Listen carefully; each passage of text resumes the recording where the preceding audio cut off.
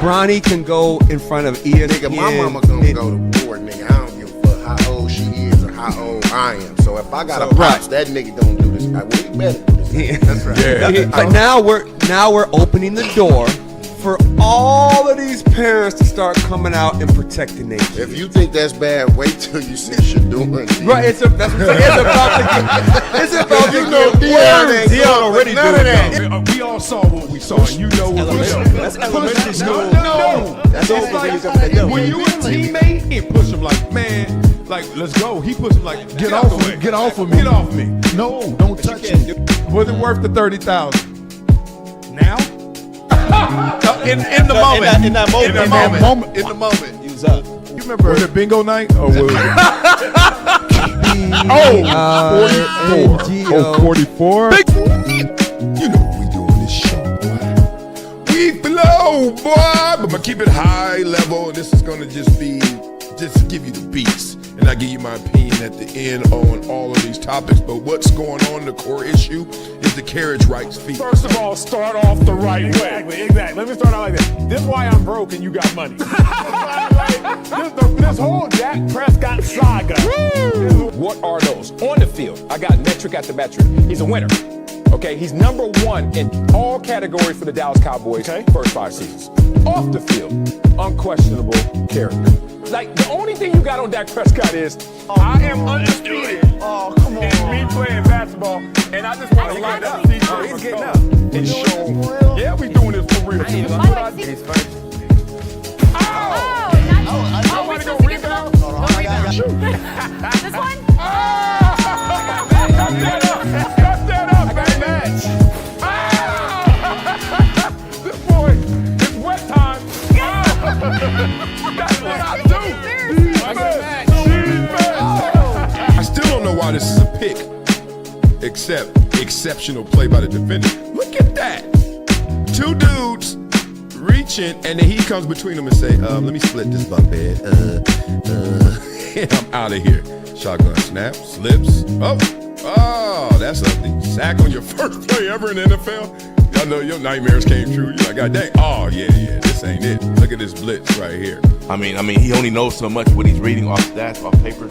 I mean, everything's good on paper, but I would always love to hear from a player because they play the game. What about a journalist? Like, being real, NARPs are journalists. Like, you're from that pool, right? So imagine somebody just said, you didn't play the game. I don't want to hear it.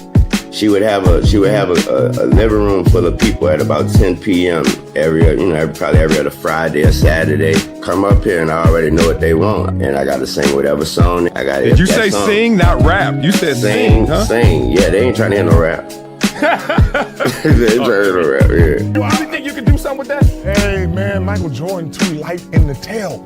Okay, you know what, big dog? Yes. I ain't light in the tail. If you want some of this, let's go one-on-one right now. Let's get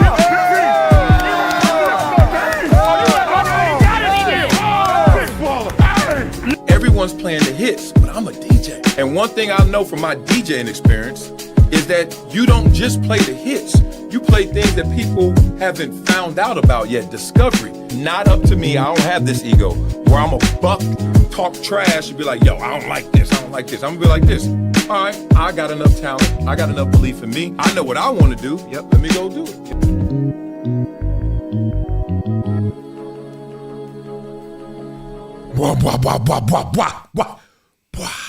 God dog. Hey, I know one thing. Being a proud American like I am, boy, I'm so proud of football. Keep it going. Keep it coming. Tonight's the night. Man, these last 2-3 weeks, I don't know when it started, but it ain't stopped. Of football? Jesus. How much weight has America gained? Because I know we've been partying, tailgating into it. This is sick. Even when it's a blowout, you're like, good, we need one of those every now and then because this was the year of parity or upside down behavior when Indiana's back. Oh, you mean they've never been here? Oh, Miami's back. Yeah, that's who it was. Goodness. Everybody good. It's crazy. We're going to cover it all. Then we're going to go from sports to sports media. Then we're going to get into politics. Then we're going to laugh at life. And then we're going to dip set. All right. We're going to get up out of here. Why did I say Dipset and then throw up the rock? I don't know. Love to you guys, man. I hope you guys have an amazing Martin Luther King Jr. holiday. Now, I know that there's been conversation before and pushback. What was it, Arizona? Oh, we ain't celebrating King Day. Everybody's like, racial. I was like, yeah, that's racial. But at the same time, we are going to pay some respects. We are going to honor Dr. Martin Luther King by Martin Luther King III's post. On Instagram, he says, happy birthday, Dad. Everybody should pause right there, not just because there's a period, but because, man, we could say we lost a leader. We could say we lost a global icon, but somebody lost their daddy. Look at that right there. Come on, man. And lost him young, both of them. Your faith in humanity, yes. Your insistence on love over hate, yes. And your belief that everyone can serve continue to renew me in the darkest of times. Your legacy is a light. When I feel hopeless, your spirit carries me. You will forever be in my heart. I ain't gonna cry right now, but y'all know me. Ooh-wee. The reason why we all should celebrate today is because there was someone who put themselves in front of everything else and all the other issues and try to bring us together, okay? If you really wanted to simplify it, it's the spirit, as his son said, the spirit, not the perfection, not the walk, the spirit, which is even grander than the walk. Because sometimes, obviously, if you really want to know humanity, which means human beings, we are imperfect beings. We're not talking about every word he said. We're not talking about every deed he did. We're not talking about every strategic move he made. We're not talking about that. That actually puts his legacy in a different light because it falls short of what his spirit actually showed us, which is no matter what your differences are, you can find that similarities. You know, find those similarities, the same thing they say in all the holy books. No matter where you come from, no matter what you believe in, even if you don't believe in anything. Yes, the atheist, the agnostic who is just like indifferent, whoever you may be, you do understand that there is an energy, there is a force, there is a connectivity that can be tapped into, which can bring us all together in spite of differences. And if you ain't that religified, if you're not that spiritualized, well, damn it, dumbass, let's just say this. In the locker room, we disagree, but we're going to go out there for one common goal.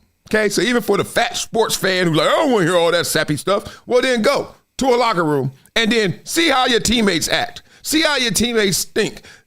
Beliefs, everything that we share that are different doesn't matter. That's why the locker room's the best workplace ever. That's why this show, the set, is a locker room.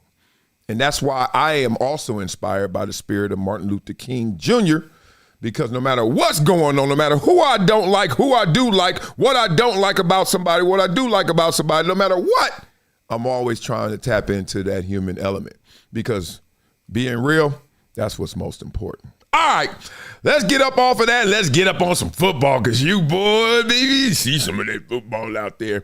Oh, love to you guys. Let me give you some love in the comments, too, because I know y'all rock with me heavy. Appreciate you. Who's number one today? Eric Daughtery. I like that. Eric Daughtery. That sounds like a biracial name. I'm just going to let y'all know I'm starting with the jokes now. Forget it. You know, I always crack jokes, but I'm really about to go now. I'm about to try and get my audition on something. Everybody I know their name is Daughtery. Yeah. All right, taking the day off today? No, I'm not. I'm on right now. How the hell? How you write this comment if I'm taking the day off? Now, I didn't want to go at 5 o'clock because I was like, it's a holiday. And out of respect for Martin Luther King, I can't keep things the same. Because then he'd be like, damn, dog, you didn't even respect my damn holiday? He up in heaven like this. Hey, man, you better do something to show some respect, put some respect on my name. So I was like, all right, I'll put some respect on your name. And I did. So that's all that is. We here now. Anthony Smith, you're number 2. Looking forward to the parade in Las Vegas. It's a parade in Las Vegas? Martin Luther King Day parade, I'm assuming. I don't even know. Beat up in the comments. What parade? I know it ain't for the Raiders. Hell no. And then Jeffrey Thomas is number 3. He says, happy Dr. King Day. Yes, happy Dr. King Day. Let's get into it, y'all. We've been here. It's time to do it. Oh, man. Woo! Y'all ready for this? DOC said, yeah! The Patriots are back in the AFC Championship game for the first time in 7 years. That's crazy. Like the only the only one who's been there since Tom Brady and Belichick and Robert Kraft is Robert Kraft, right? Drake May, come on. Drake May, 28-16. Now, that score is misleading because that game was close for a long time. And it was only close for a long time because of this guy right here. Damn it. The Texans quarterback C.J. Stroud would have had a higher passer rating if he would have just spiked the ball on every play in the playoffs today. Spike the ball on every play, you get a 39.6 rating. Stroud rating today was 28. Historically bad performance from Stroud against New England. Yeah, that.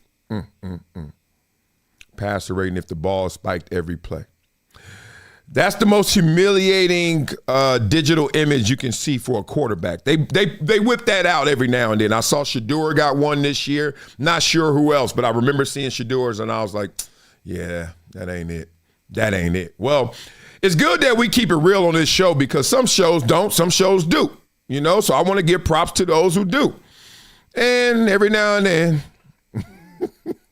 you got those that don't. Let's start with the ones that do. Let's go. History, but I will say this, Joe. D'Amico Ryans and Nick Caserio, they've got some tough decisions they've got to make.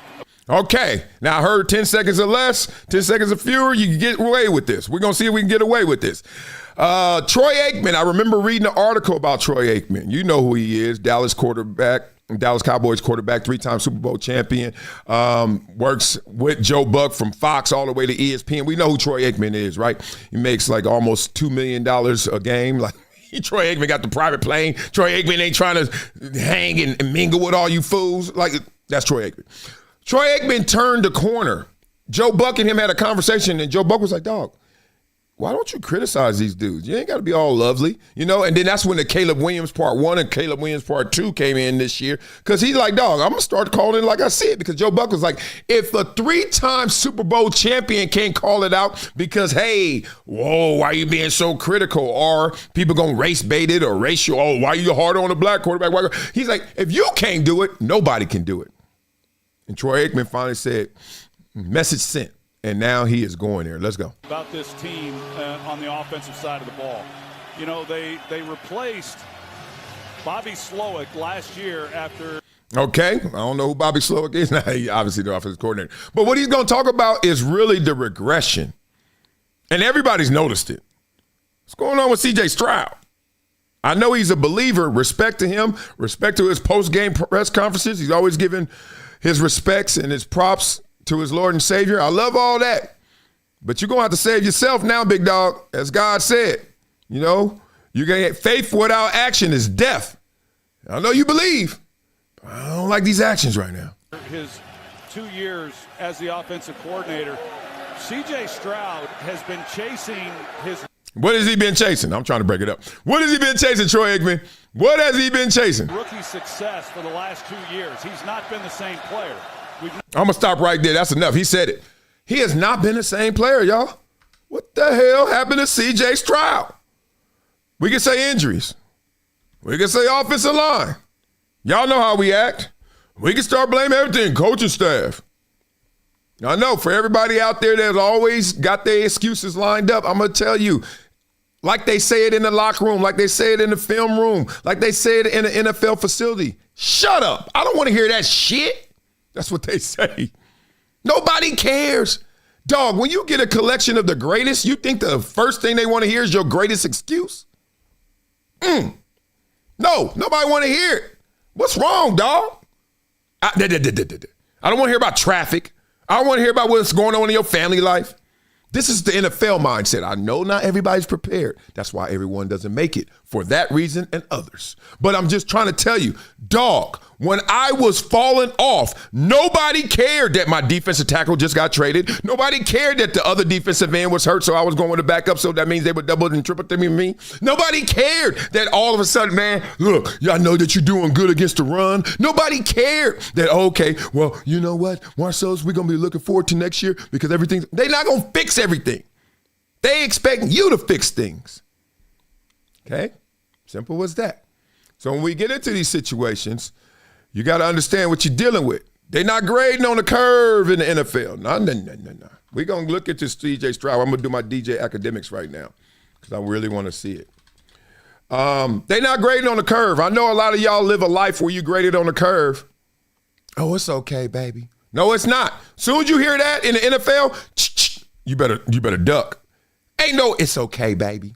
Now, there are times where they give you more runway because you got more invested in you. They believe in your potential more, blah, blah, blah. But there is a reality. There is a realization. You're going to go back to life. You're going to go back to reality. And when it happens, it happens fast. And it happens fast because you thinking you good. Now, he knows he's not good. I'm going to tell you how those meetings going to go. Behind the scenes, they like, hey, dog, we drafting a quarterback? What you mean drafting a quarterback? We got CJ Stroud. Dog, you know what I mean. You know what I mean. This ain't it. This ain't it. You can't lose a whole playoff game. You know what I mean? A whole playoff game? They could have won that game. Not just they could have won that game. They could have won that game easily. If CJ Stroud would have did anything. But he didn't. So now we're going to look into his career because Troy Aikman brought it up. I want to see CJ Stroud's pro football reference. I'm not going to compare him this year. Golly, I got to stay in front of this keyboard. This ain't it. All right, good. Golly, I am left leaning. Here we go.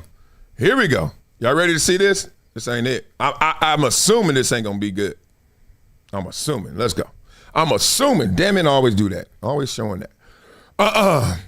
Where is it?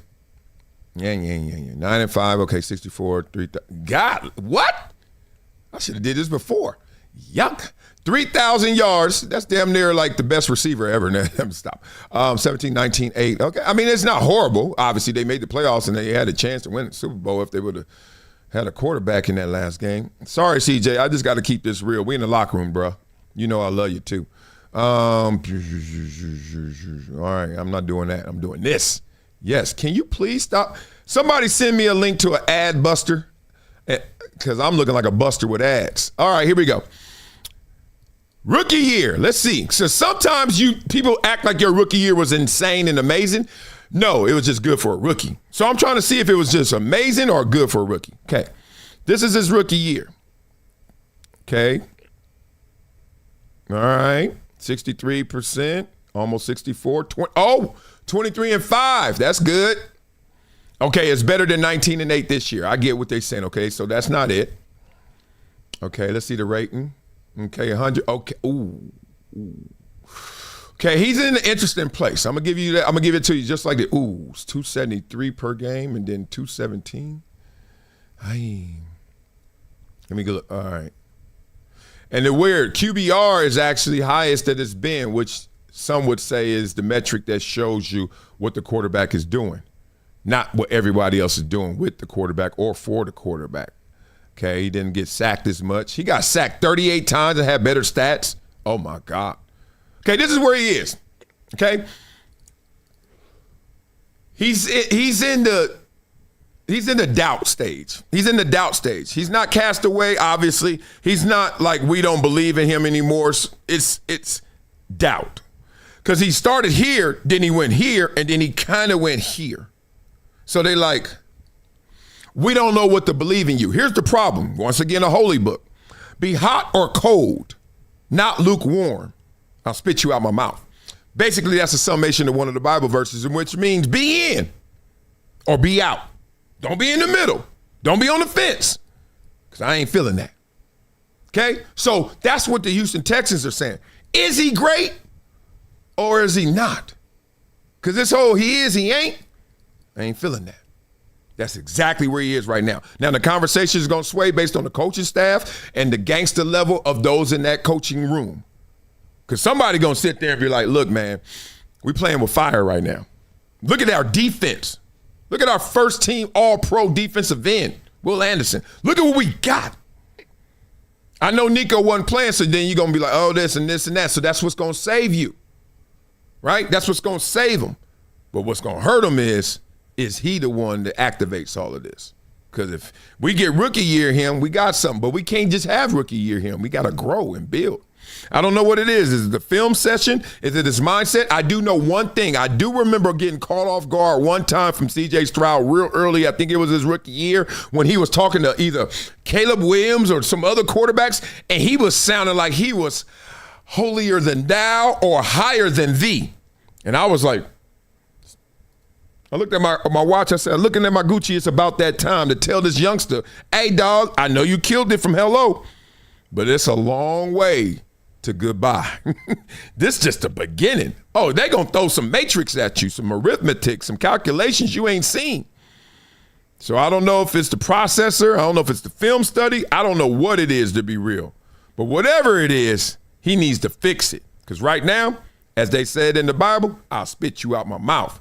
You don't want to be that if you're C.J. Stroud, just keeping it 100. Well, not everybody's keeping it 100. Or they are keeping it 100, but people are like, dog, Ryan Clark, you keeping it 100 so you can keep your black card. And some people saying, oh, man, I don't know what's wrong with this dude. Well, I'll let you guys make that decision for yourself. Here's Ryan Clark at halftime of a game where C.J. Stroud just threw 4 interceptions, correct? This is the analysis. Take him in a room and say, CJ, where are you right now? Be honest with me. Because if not, Davis Mills would have to be the guy. You are not having that conversation with C.J. Stroud. The second half has legit ramifications on whether or not C.J. Stroud is the quarterback for the Houston Texans going forward. 3 years in a row, C.J. Stroud's gotten you to this game. This is the year you feel like you have the players around him to win it. There's no Nico Collins. There's no Dalton Schultz. There's no run game. They put everything on this young man's shoulders. Give him 30 minutes to show you that he's the guy you drafted second overall. He's the guy that's brought you here, and that he's the... I think I'm talking more than football, or at least I'm hearing it. He's like, what is going on? What do you mean? Give him 30 more minutes. We just gave him 30 minutes. Look at that number. You see that number, Ryan? They teach you that at LSU? That's a 4. And INT is interception. Now, I want to make it interrupt your ass and say, dog, what are you talking about? But let's go. Dude that can take you in the future. He's playing for it all right now. Whether if it's his mind, if it's physical, if it's decisions, if it's bad throws, you got to let him go out and show you this is who he is. Take him. Blah, blah, blah. I don't think that was felony race baiting either, but people are thinking that it's that. That's at least the reaction. I think that was a misdemeanor. I think it was like, look, he needs 30 more minutes to dog. This is his 3rd year, and we're in a divisional round halftime, and he's thrown 4 picks. I don't think he needs 30 more minutes to tell us something. Whatever he does, he can win the game. I know what he's trying to say. He's trying to say, if he wins this game, let's shut up. This guy is insane. And I was thinking the same, what a redemption it would be if he can go out there in the second half and do it. But he didn't. And you got to expect he won't. So in that moment, we don't want you to start being so hopeful. And this is why people was like, yo, this is kind of like you protecting him. Because why are you so hopeful right now? When has he showed you, like Troy Aikman said, that he going to be C.J. Stroud that we still holding on to from rookie year, being real? He's had flashes, but people have been pointing this out. People was like, yo, he shouldn't have beat Pittsburgh the way he playing. Indictment on Pittsburgh. So the whole conversation is, what's the protection for? Is it because of the color? What is the protection? Because it seems like no matter who you are, and even some people who like to race bait at times, ain't nobody protected C.J. Stroud in this moment. Troy Aikman didn't.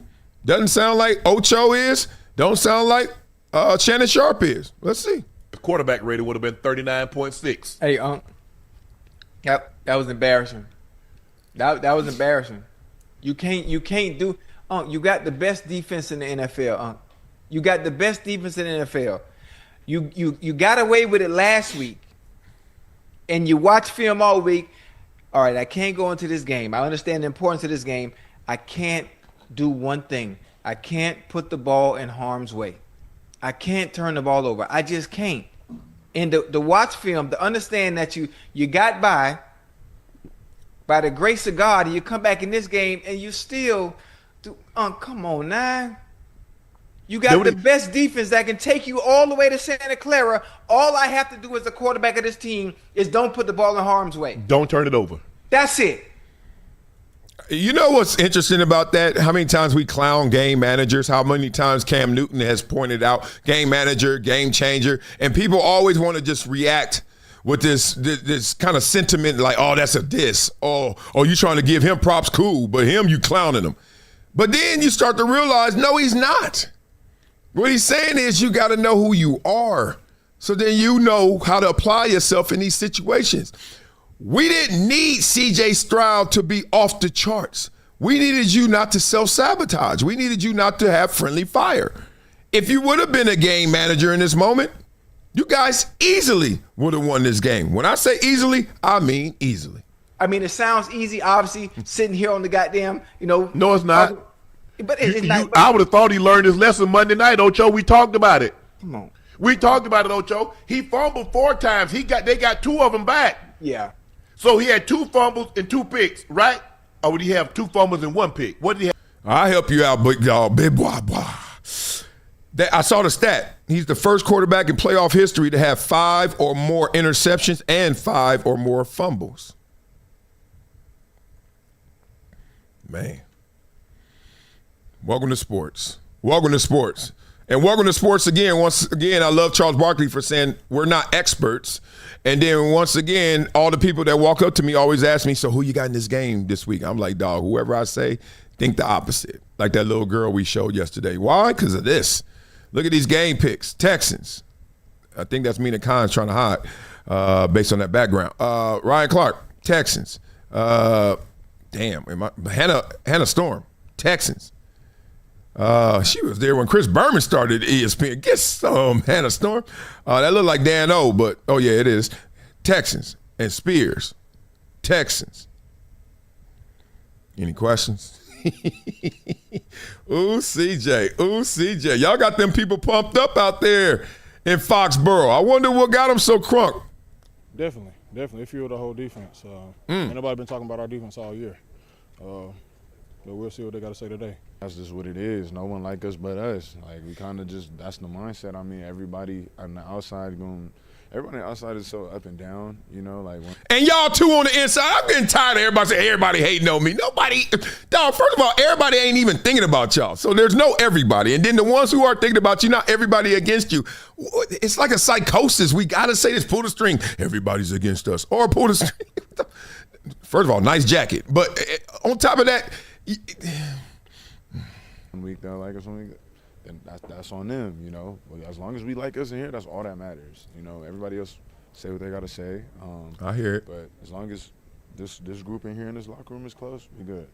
That's a good thing. Hopefully they do that again next week because that's another good defense we're about to go see. I feel like I spoke on it not too long ago, but playing with a chip on our shoulder, I think we're one of those teams that play better with a chip on our shoulder. When everybody kind of counted us out, I think it was a handful of commentators and people, the little tidbits that I do see. There you go. I try not to see it too much. They all pick Houston to win. I mean, for a good reason, and that's a good football team. And I understand their vantage point.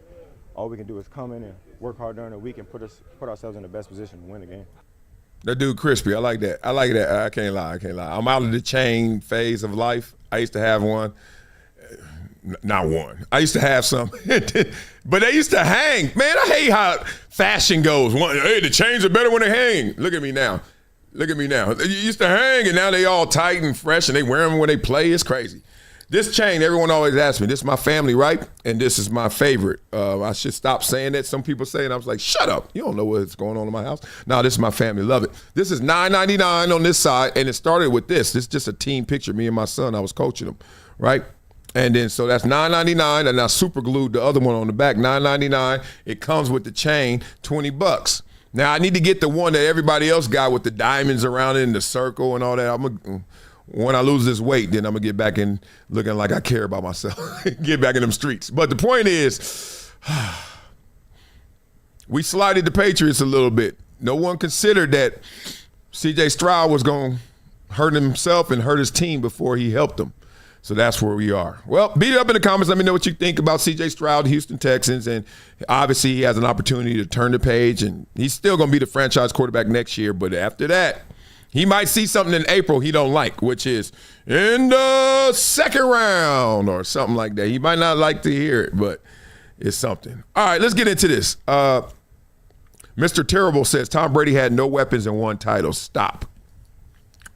Yeah. I mean, look, he had weapons. They just weren't properly activated, and they didn't know what ammunition to use before. But when they got with Tom Brady, they figured it out. Tom Brady was a game manager for a minute there. Of course. He had that defense. He had that special teams unit. Tom Brady wasn't trying to light it up. He wasn't throwing for 400 yards every game.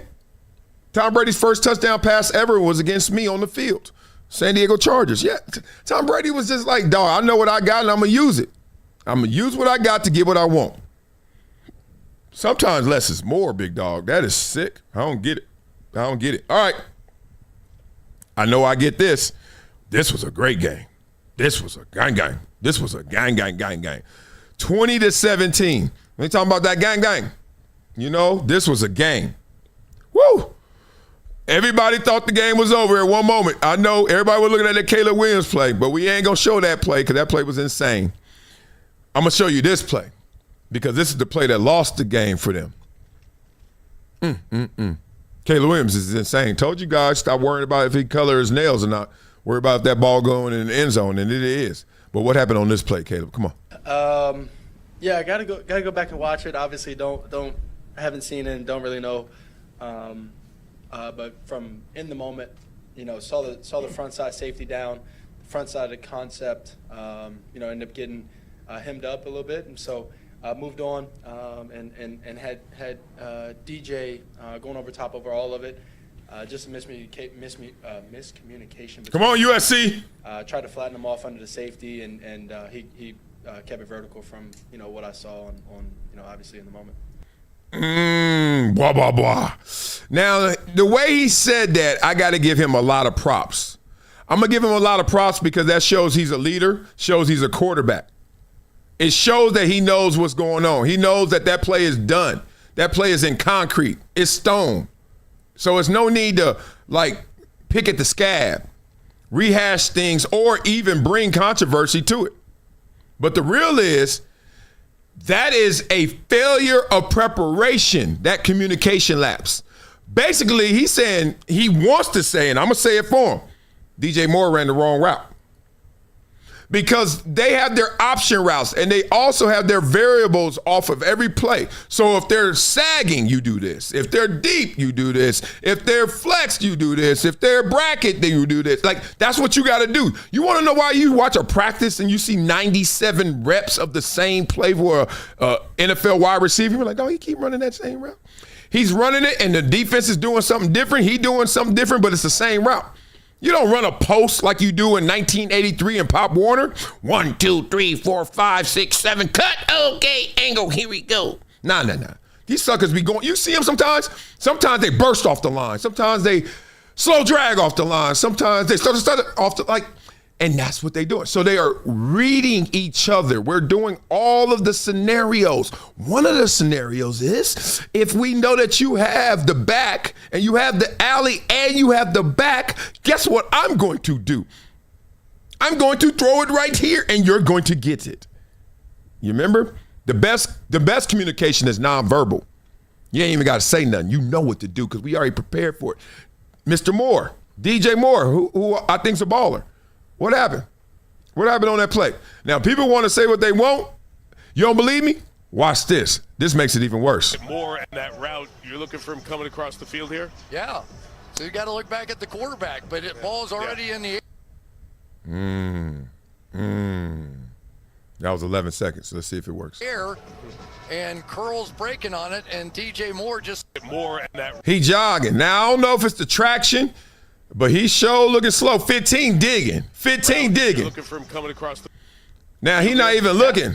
Man, when you look at my Gucci, it's about that time. So look, he's not. Ooh, these are like. He landed on his heels. And then now, oh, God. We had a moment, y'all. He literally looked at the defender and then looked back at the ball. You see that?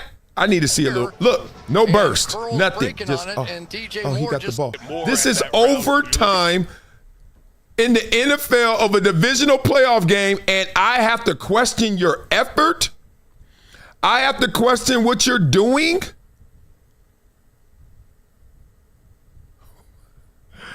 I'm in the wrong business. Y'all know what got me off the Bronny James train, because I love me some Bronny James. I love the story. I love all of that.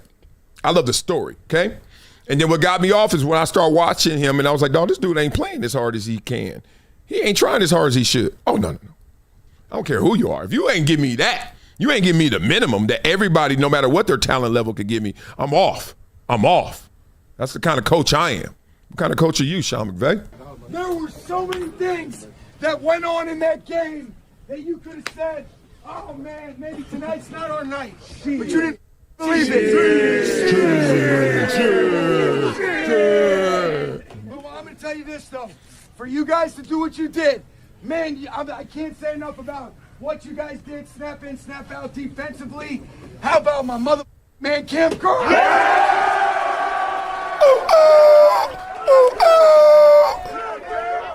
Give me that, boy.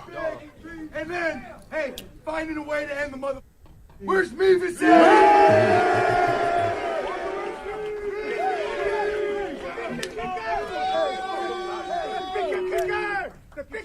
Mine's right for Seattle. Oh, now you better say some of this pep talk, because Seattle ain't playing right now.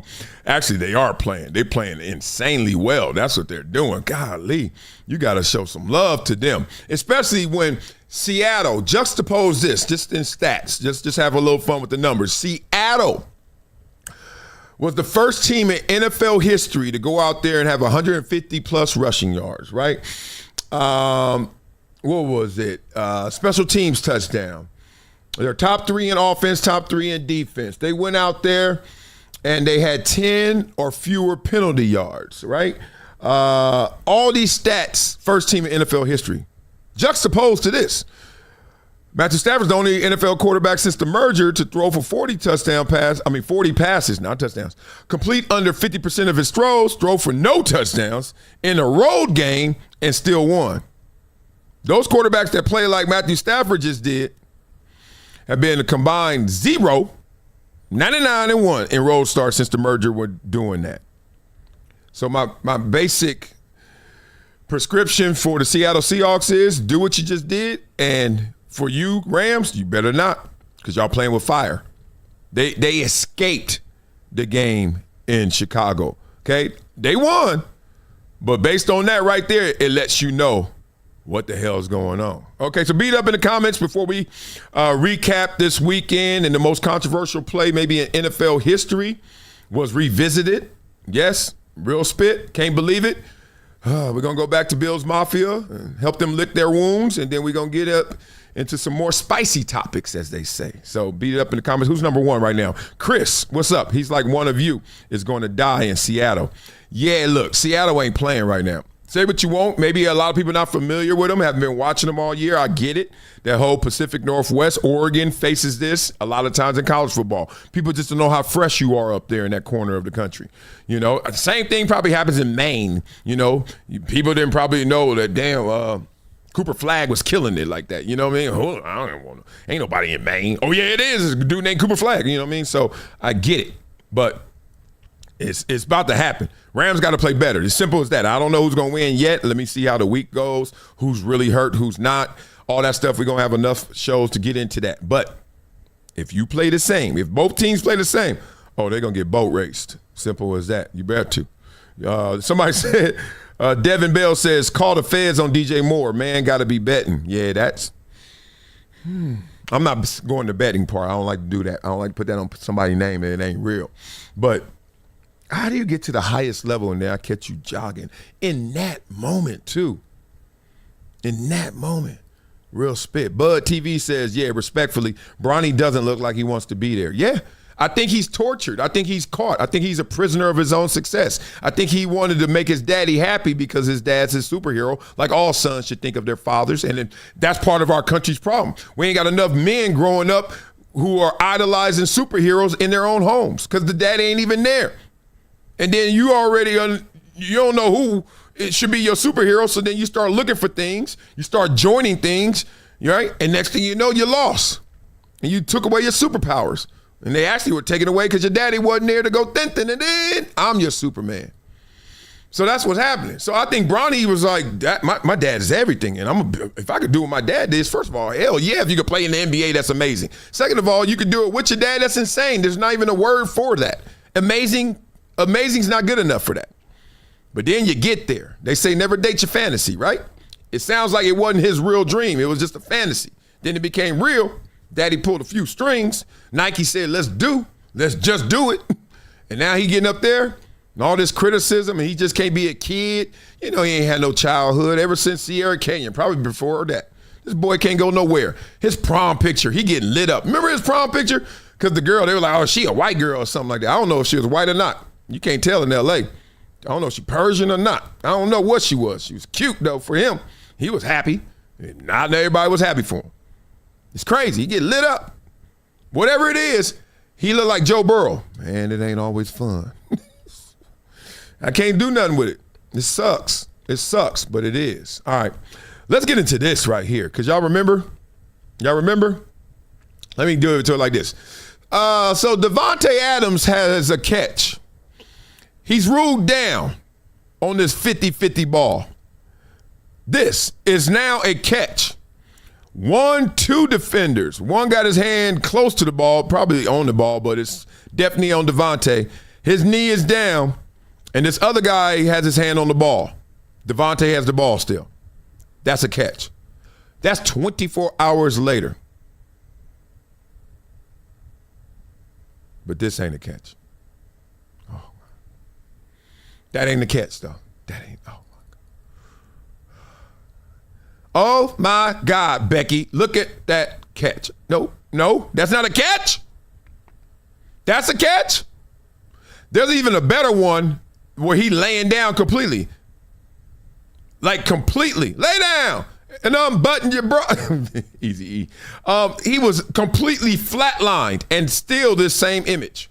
He didn't get the ball till after he bounced on him and then all of a sudden he got it. So catch, no catch. Got it. Come on, NFL. Come on, NFL.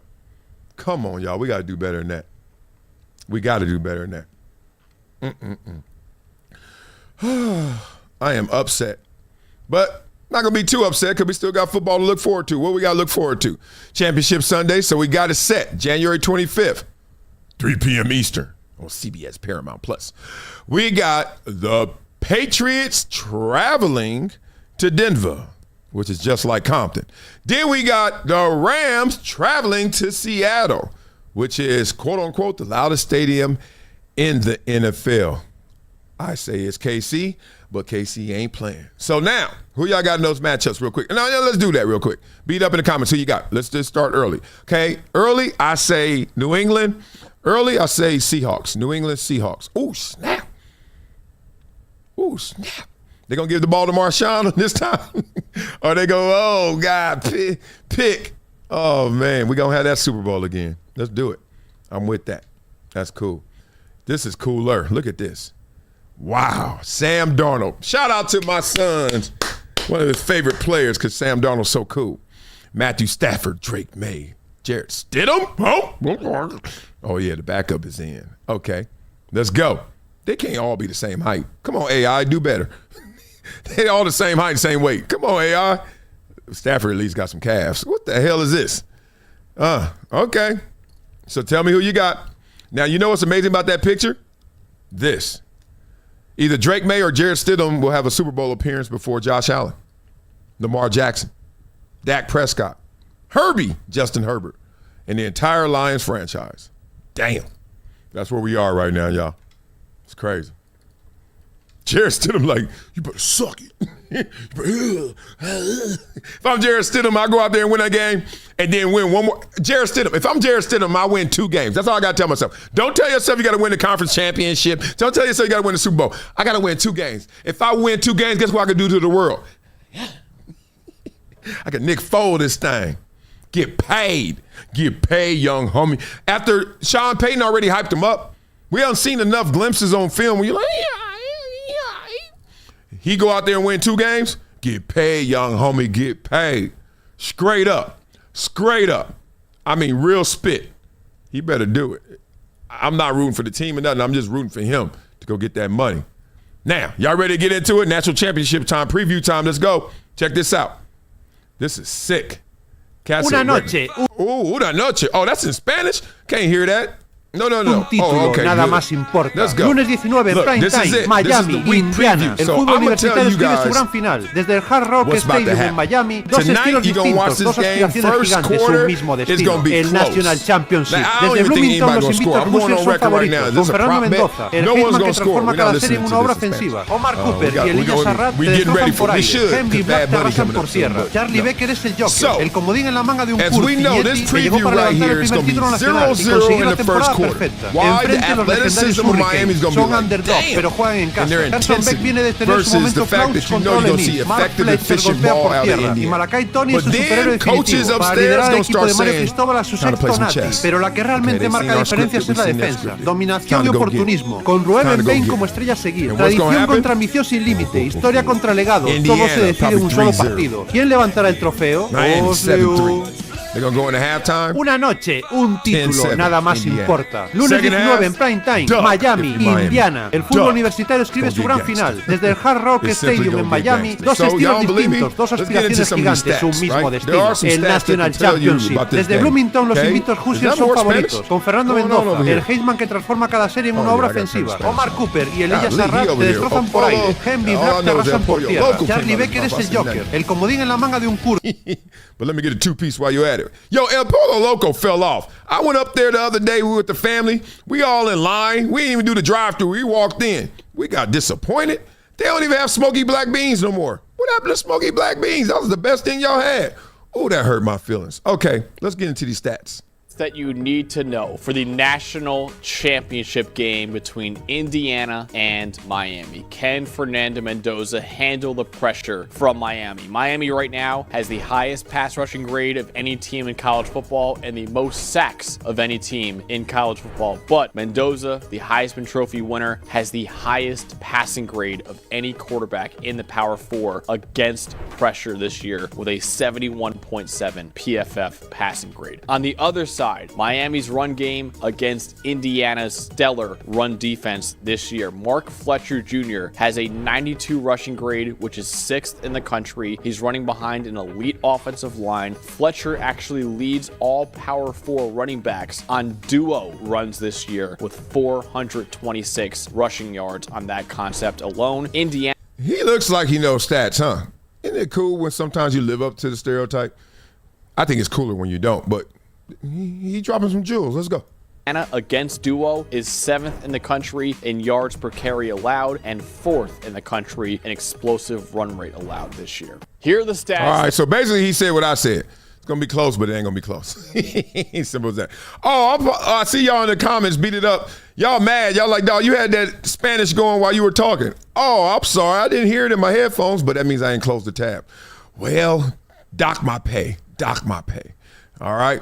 Let's keep it going with college football and the transfers, especially because we got this going on, this mess. Portal players are asking to return, and guess what happens? When they go back to the team that they just tried to leave, the team like, no, we good. We already moved on. Oh, this is a business. Since you want to treat it like a business, we're going to treat it like a business. You know how fast our Wi-Fi work here? So soon as you entered in the portal, we got an alert. Soon as we got that alert, what position? Okay, let's go. We offered your money to somebody else. He said yes.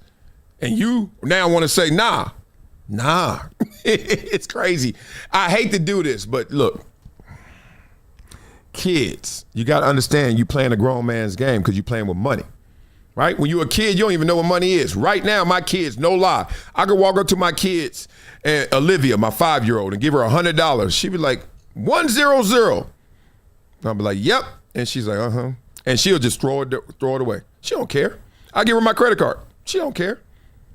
She a kid. She don't care. She like, daddy. You know what her money is? Her currency is daddy, mommy, daddy. So look, kids, when you got something that's valuable, which is your commitment, be smart. You better know that 100 can do some things in this world. That commitment can do some things. These kids are walking around here. I don't know who's guiding them, who's not guiding them. Okay, ignorance is no excuse. The parents are hiring, you guys need to hire lawyers. Stop hiring these agents. You know the difference between a lawyer and an agent? Some of them are the same. Some agents are lawyers. But the point is, go get a lawyer. No matter what you go through in this world, a lawyer is going to be called. If it's some business, get your lawyer. Some business transactions, they don't even ask for an agent.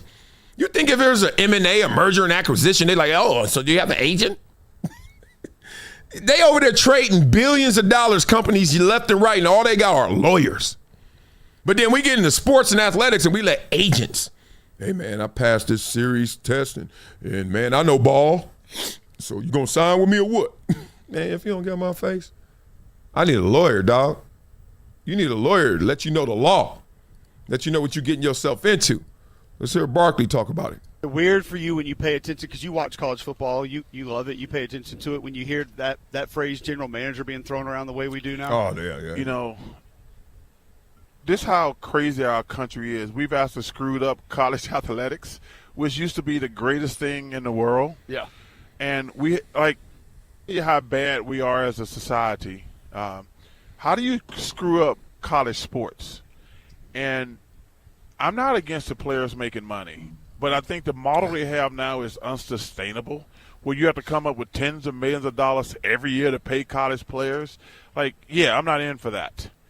And I've said before, I've given more money to Auburn, legal or illegal, than any athlete in the history of the school.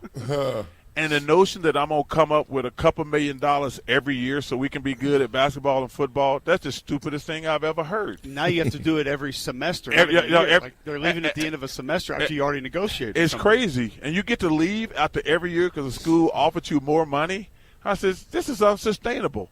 And I says, one thing I'm pretty sure of, Cole, black and broke don't work in any municipality in the world.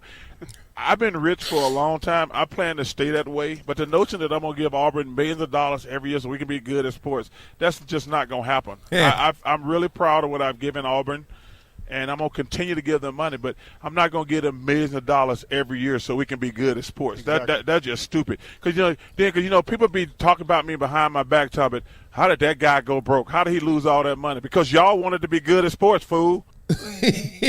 Blah, blah, blah. Nobody brings it home like Barkley, as we know, right? Crazy. Yeah, it's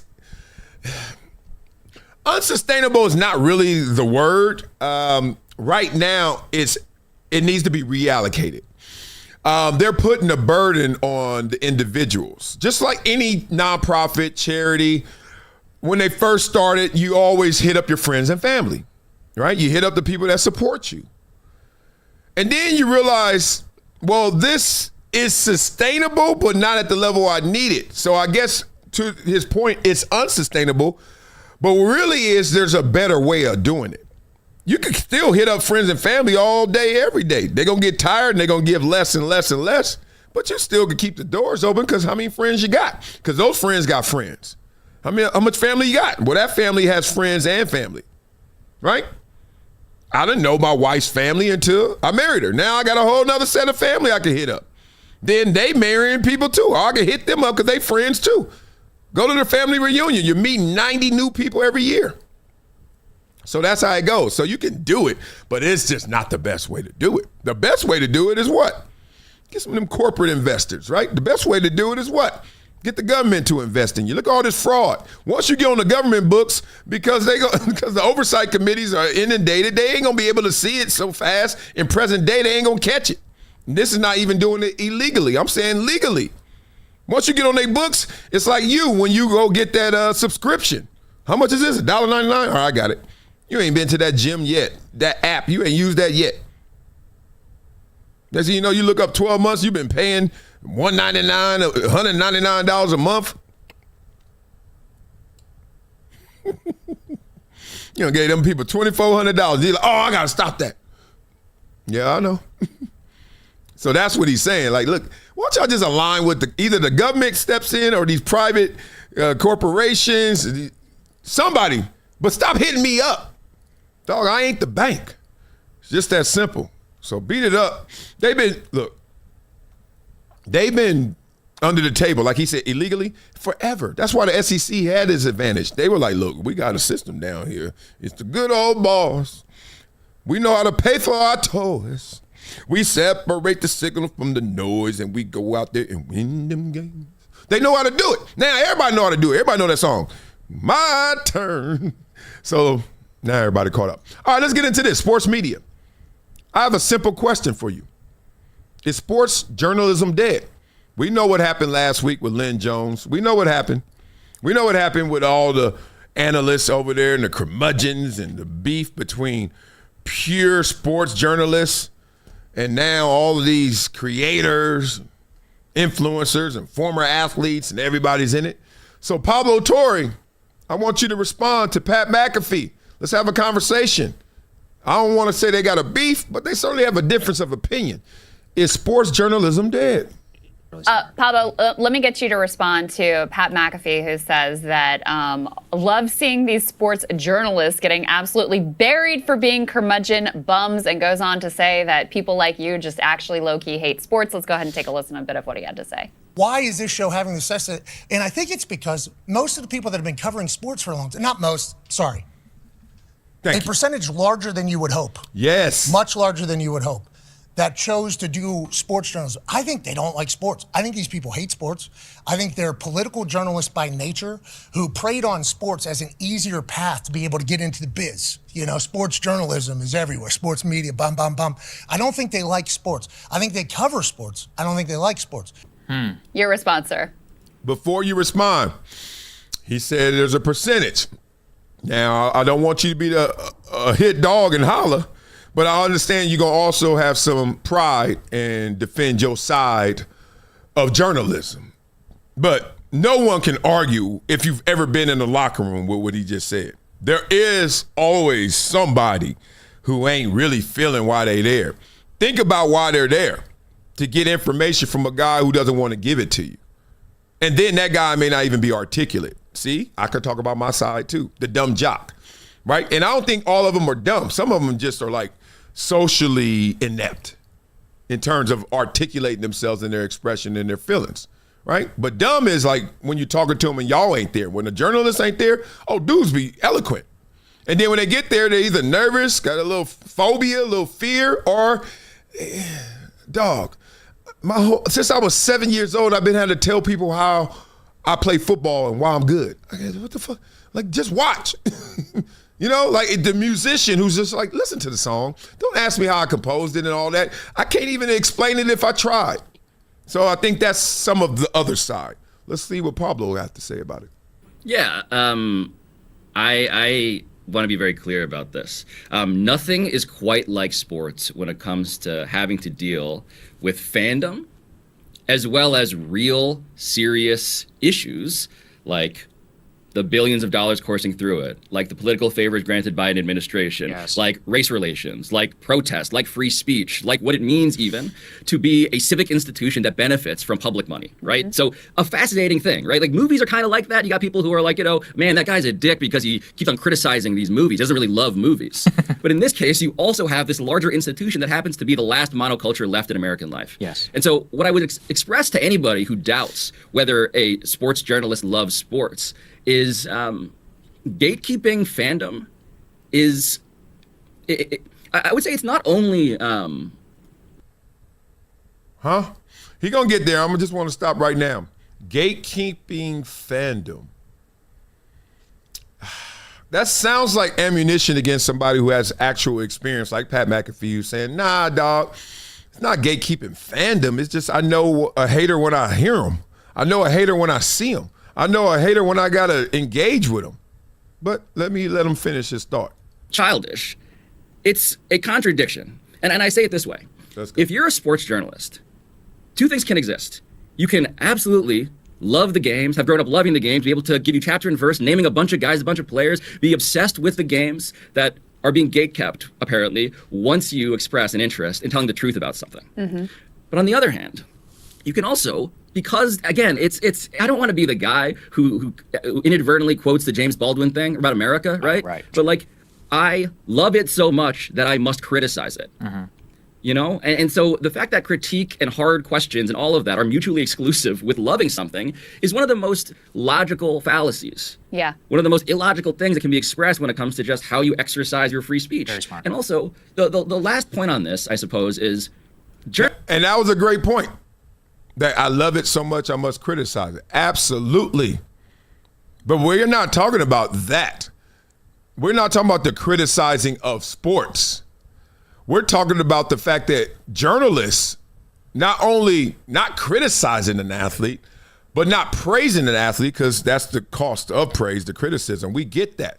We're talking about the guy who is writing the article, which this was, writing the article about a lady who was another journalist, but gatekeeping her. This wasn't even journalist to athlete, this incident that they're talking about.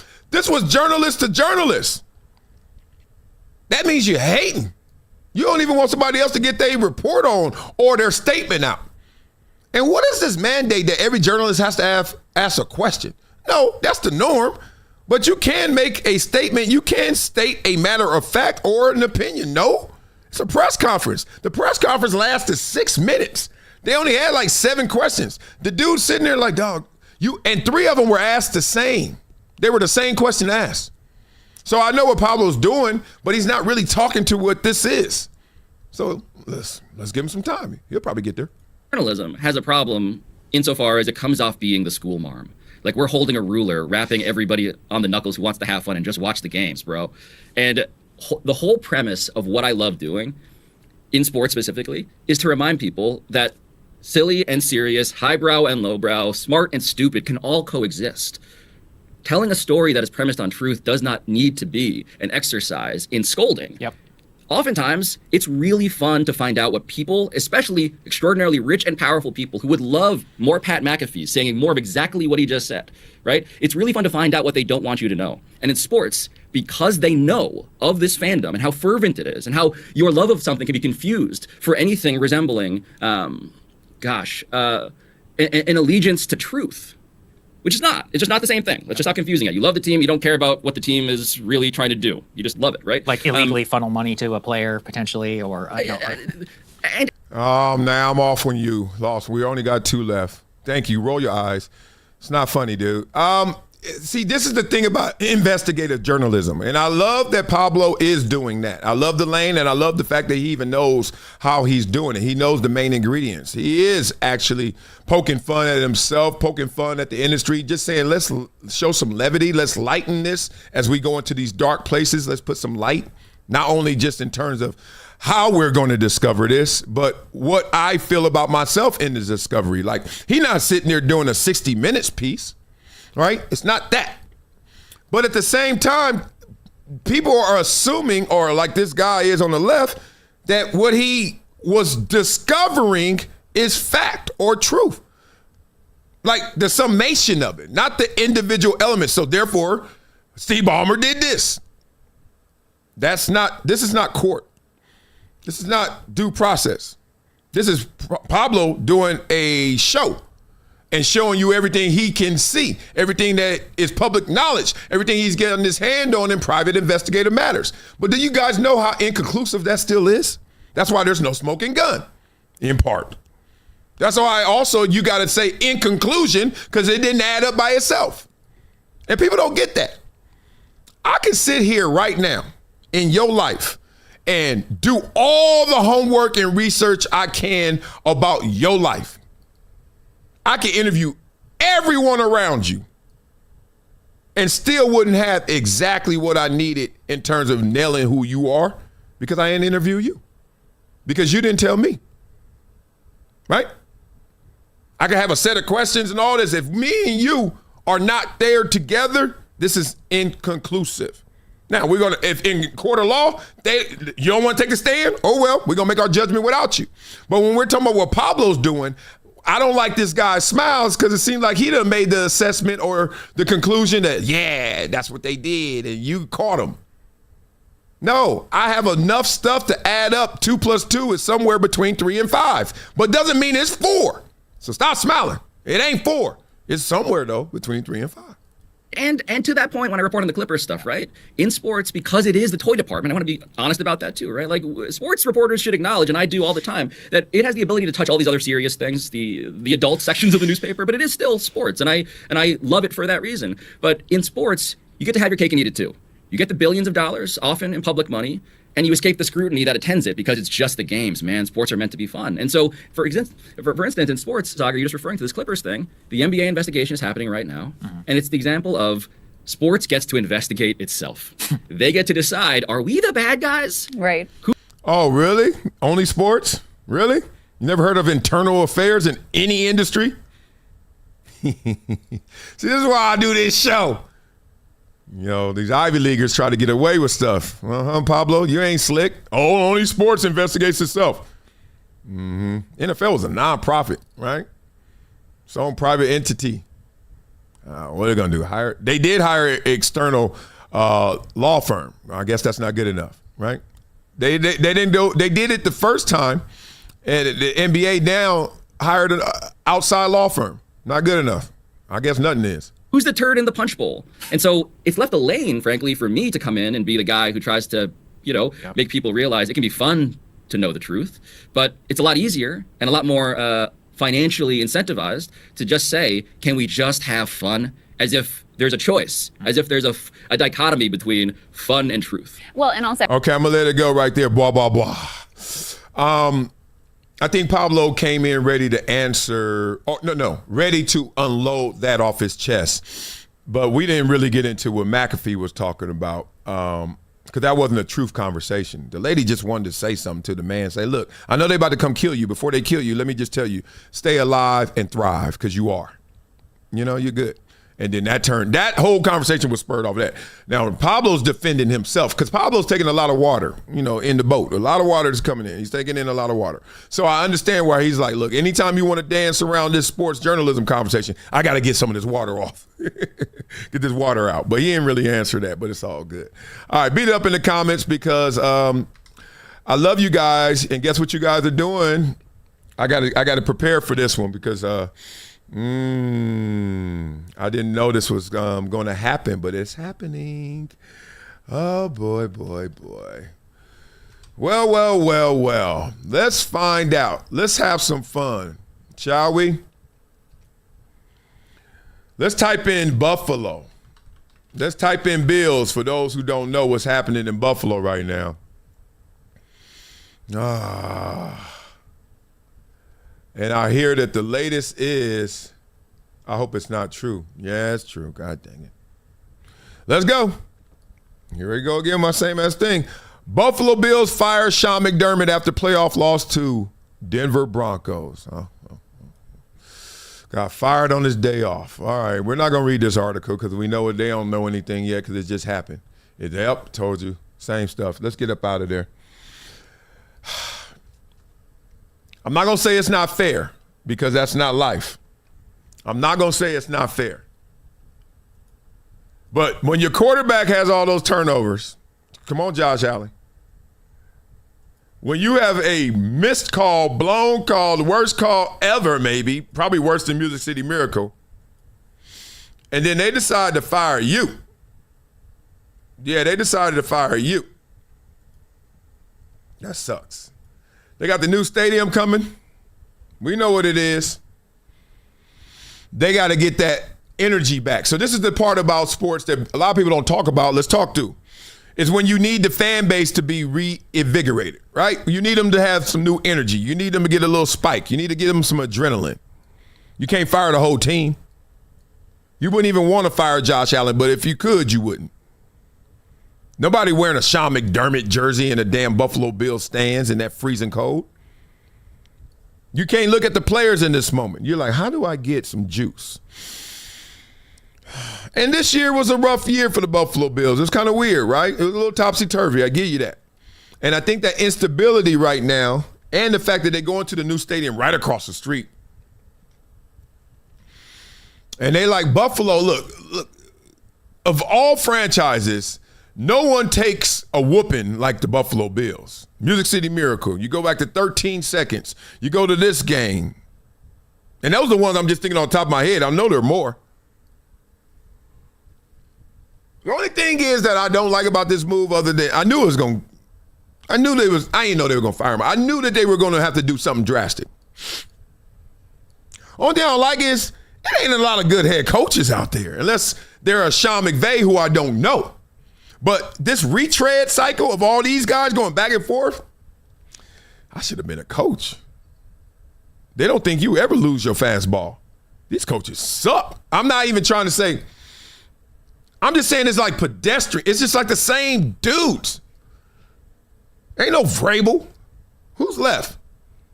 I mean, Harbaugh's gone. All right, Tomlin, but Tomlin ain't coaching. How many times we keep dancing around Tomlin ain't coaching because we know Tomlin ain't coaching right now? Tomlin got to deal with some personal stuff. The owner already said it. Who's left? And people question Tomlin. People question Harbaugh, and that's the top. Where are these geniuses at? Damn, is MIT still open? Ain't no MIT football playing loving nerds. Where they at? I need another Sean McVay. I need me some more Vrabel. But I also need better quarterbacks too. It's crazy. You go to a 7-on-7 game, you go to an Air 11 game, you watch these dudes in high school and stuff, and you like, dog, this dude's insane. And then, look, I played it. I went through the whole process. It's like 14 good quarterbacks. The rest are just, I know they all can throw, blah, blah, blah. I'm saying put them in the game, have to deal with the elements, the defenses, the whole thing, the whole gamut. It's like 14. You would think that line be so round the corner that everybody's backup is going to be something. Jarrett Stidham, this is on you. Renew my faith. I need a backup to just come in there and eat. So I can say, yes. So then I can say, oh, these evaluators don't know what they're looking for, don't know what they're looking at. Because they got the good guy on the bench. Good. I can deal with that. That's the only thing that's going to save me right now. Because if not, Jesus. Ugh. Look at these coaches. Ugh. I like Stefanski more than most. I could tell because he went to Atlanta. Everybody killed him. I was like, no, I think that's kind of good. But if that's bad, but wait, it gets worse. What's Buffalo going to do? But sometimes you're just not looking at the right things. Beat it up in the comments. Sometimes you're looking at the wrong things. Tell me who y'all want to be the Buffalo Bills' next head coach. Sometimes you don't look at life through the right lens. And you miss what you should be seeing, which is right under your nose. Let's do it. Do a better job of looking through this new lens and glorifying the game, bro. Right. On my mama, man. We've been taught to see the game through this lens. Man, there's a new lens up, but we keep looking through it through here. LeBron James, 40 years old, he banged on the nigga. Oh, you saw that? He banged on the nigga. 40. We try like that shit was no. Fuck out of here. Right. Are we fucking serious? That was crazy. Are we fucking serious? That was crazy. Are we, man? No, the reverse. The nigga banged on the nigga at 40, and guess what we did? Oh, yeah, LeBron James and another dunk and went on to the next shit. That's because a nigga who ain't played at 40, who ain't 40, ain't never felt 40, ain't never dunked on a nigga at 40. No, you're right. Get the fuck out of here, man. Man, we got to do a better job of looking through this new lens and glorifying the game, bro. Right. On my mama, man. On everything I love. Oh, you're right. We got to do a better job of looking through this lens. Fuck all that shit. Nigga, the shit we seeing is shit we ain't never seen. We got to do it. Blah, blah, blah. That's the spirit I'm coming with. Stop hitting me with the clutch sports. Stop hitting me with the, that's your GOAT. I don't give a damn who he is. Dog, he's doing insane things. And people are just like, Y'all have been so programmed by Skip Bayless. This is the disservice he did. Stephen A. Smith, this is the disservice that they did. Pablo Torre needs to hear this part. You trying to tell me, journalists, they're just trying to discover the truth. At least I am. But not everybody is. And that's what McAfee was saying. Some people just want reaction. And they'll go through any action for a reaction, including slander. And slander isn't just telling a lie about you.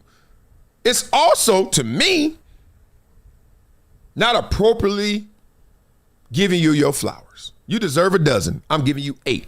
People say, you still gave him flowers, that's good. No. That boy deserves a dozen. You gave him 8. So it's also undercutting you. I gave you some, but not what you deserve, not what you need. So therefore, when I keep selling you short, when you stand tall, you're not as tall as you should be. That's how they mentally funked sports world. Sports media funked people because they went in on people and made you just look at them different. That's why future Hall of Famers are getting laughed at. Russell Westbrook, man, look, he's done his own issues too. Everyone has. Everyone stepped in it. Everyone, though. That means Jordan on down. LeBron on down. But how come it sticks more to LeBron? It's because you got programmed. Y'all got programmed in sports. You're getting programmed right now in politics. So many things that Trump is doing, Obama did. And you know how much I love Obama, Colombia's finest. You know how much I got respect and love for Trump. I do. Well, I don't think people even versed well enough to even make these arguments, but they know how to get a reaction. LeBron ain't did. LeBron ain't what? Excuse me? At worst, he's the second worst player, best player ever. At worst, he's the second best player ever, and you got a lot to say. Okay, all right. So he's second. All right, say something about one. Why are we polarized? Why we always got to talk about both? Got programmed. Yep. So next time you start talking sports, especially basketball, especially GOAT, just thanks Skip, thanks Stephen A. Smith for programming you. Thanks for being one of their bots. Okay? Now, Stephen A. and Skip has contributed mightily in great ways to the sports media industry as well. Shoot, without Skip Bayless starting that thing up, I wasn't going to be making $2 million just talking some junk. You needed a Skip Bayless to go in there and set that market up. Everybody, high tide rises all boats. Thank you, Skip. Stephen A., thank you. And they're like, you welcome because I got mine. They got theirs. But at the same time, at what cost? On whose back? Ooh. Hey, Gilbert Arenas, what's cracking like a mackin' from the jackin' to the backin'? What should they do with Ja Morant? You got to let me know, big dog, because I'm asking. Mentally gone, checked out. You can never reverse that. One thing that we do know, an athlete gives more f*** about his ego than anything. Once the guy that's loyal to you is betrayed by you, or he feels you betrayed him, you can never reverse that. People done wanted trade requests because they can't get their parking spot. Tell you to pass. That's Tom Brady. Pass the ball to somebody you don't like. I want to be traded. We're going to just hopefully he gets better. No, that doesn't happen. No matter what that coach do, money can't save it. I want out. He's mentally. Boy. Simple. I saw a good comment in here. Keep beating it up in the comments. I'm coming to y'all. Somebody said, Creole King, you are funny. He said, LeBlack don't crack. Oh, LeBron, you stupid. Hey, for real, black don't crack, but it swells. It swells. Woo, my people, boy, we get chunky. You ever see that girl from high school that ran the 200? See her at the reunion? She is 200. Oh, damn, I hit the wrong button again. Oh, Jesus. Look at me over here, 300, talking about people. Look, black don't crack. No, you're right. I got wrinkles. I got a couple, but I look good, 51. If I shave, for real. But you swell up like a mother sucker. Boy, I know so many aunties with like 8 triceps. That's 24 for y'all who do math. And I'm like, auntie, I know you can cook. God dang. This spit is real. Okay, let's get into it.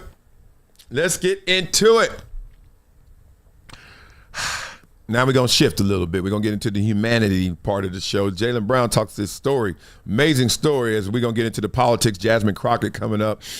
Oh, boy. We're going to get into it. Let's go. Jaylen, there's a tweet that's resurfaced of yours many times over the years about you saying like that your teacher said I'm going to see you in prison one day, and you said I'm going to be in the NBA. Like, what's the backstory of that? And did you feel like a lot of people kind of didn't believe in you, didn't think you were going to make it, or was that more? You hear that? Teacher said he wasn't going to make it. He going to break it down for all y'all people out here doubting yourself because other people doubted you. Don't take their problems with you. More of an aberration, that story. I think it was people that believed in me, but also I went to a public school for sure. So like the reality is that a lot of those kids, don't have the opportunity or the resources to reach the same level of success. The opportunities are limited. I think like only a a certain amount of students are going to university, a certain amount of students are going to community college. Like the opportunities dwindle depending on the zip codes that you come from. But that was like over 10 years ago now, almost. Is it? Yeah, something like that. Over 10 years ago. I remember like it was yesterday. I came into class. I think I just got back from a camp. It was either Nike camp or something like that. And a lot of the students were just excited talking to me and X, Y, and Z. And I remember, I was kind of distracting the class, not intentionally, but all the kids wanted to ask me questions and stuff at the time. I was a kid as well, but it was kind of distracting to the class, and the teacher was just trying to get the class organized. So she made a comment. Like, it was like, if Jaylen doesn't do his work, I don't care what camp he went to or whatever the case may be, he's not going to be successful. If he doesn't pay attention to class or something, I was like, and I might have said something back, like, whether I pay attention to class or not, I'm gonna make it. And she was like, well, I'll see you in the Cobb County Jail. That was her response. And it was a substitute teacher. And it was kind of a back and forth, but I empathize with teachers because the reality is, like, you have a class that's probably got too many students in it, and their job is to not only teach the class, but also keep a group of like 30 students behaved or more, that come from backgrounds that maybe lack resources, that have problems at home maybe, so they have other issues that they're probably dealing with at the same time. So I empathize with teachers because they don't get paid enough to deal with some of the stuff that goes on, but that's kind of what happened, and maybe I could have been, at the time, I could have been more respectful in the sense, but it was just kind of like one of those things where the students were just excited to kind of hear about some of the stuff that was going on for me outside of, I couldn't really control that, but that's kind of what happened. And then remember I tweeted it like in my next class, and then a student administrator came and got me out of class and was like, we need to talk about this, and I was like, no big deal, you know what I mean? But I did. Those were the words that were said to me, and I did use it as fuel for the next 10 years, and here we are. Was it like, obviously? Blah, blah, blah. You ever go through a moment, then you realize, damn, I could have handled that different. But then you don't even go back to clean up the mess. You just be like, I'm going to do it better next time. I wonder what happened with that teacher. Now, look, she's a teacher, so she's going to play the percentages because she's even teaching you how to play the percentages in life. So she just actually gave him a prescription for success. The problem is she actually delivered it with a failure message. But the real is, she like, dog, the chances of you making the NBA, but if you just pay attention in class, stop distracting everybody, I know it's not all your fault, but at the same time, you are the source of it, then you can do better. I'm guaranteeing you're going to be better if you just lock in. And he's like, I am locked in. These people trying to unlock me right now and find out what's going on. It's not too deep. People going to always say, go this way, that way. You ever get directions from somebody? The first thing I hear is if they're going to say make a left or make a right, or they're going to say go north, go south, go east, go west. They two different people to me. Immediately. When I'm on the phone, hey, dog, where you at? No. All right, how I get there? Oh, man, you got to go over to that Arco station, make a left. Man, look, you don't know do you know which way I'm coming?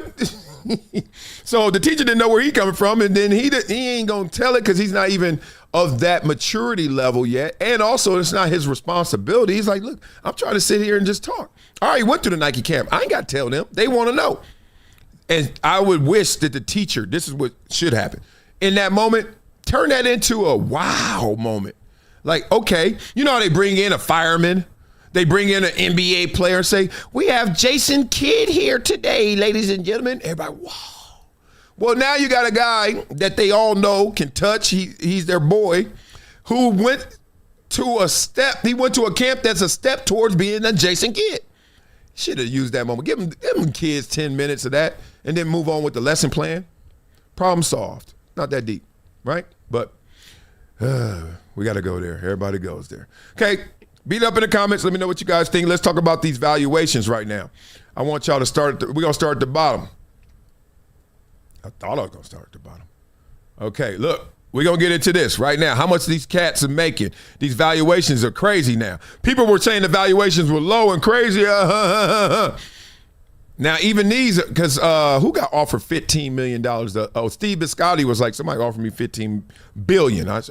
No, it wasn't. It was Stephen Ross, Miami Dolphins, right there. He said somebody offered him $15 billion. And he was like, nah, I'm good. And right here it says 7.5. So all these numbers to me are low. But look, Tennessee, Atlanta, $6 billion franchises. Okay? Cleveland, Pittsburgh, Ferrari, Tampa Bay. This is the world.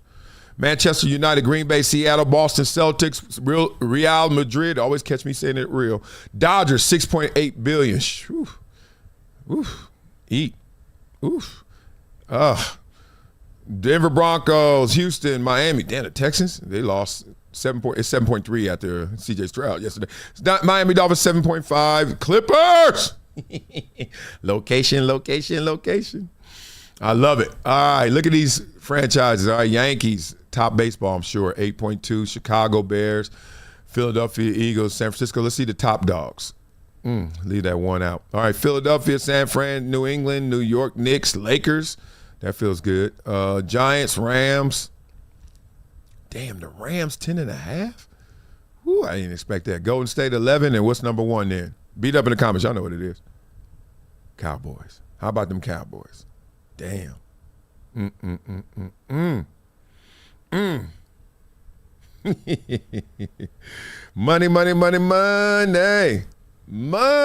All right. Oh, boy. Let's go. Last one right here before we get into some deep stuff. We got to get into these politics real quick. Make y'all smile a little bit. Okay, so this is funny. Read this. Kenny Smith said, I gave both of my championship rings away. I gave them to people who were the reasons I got them. I gave the first to my father and the second to my brother. Without them, I never would have won them, so it's only fair to get them. Oh, that's love. You know what Barkley said? If that's the case, you should have given both of them to Hakeem. Thought that was hilarious. I love this show. It's like a variety show. Just getting better every second. Let's go. Okay, so Jasmine Crockett. Stephen A. Smith gets in trouble when he talks about her. I don't care about getting in trouble. So whatever.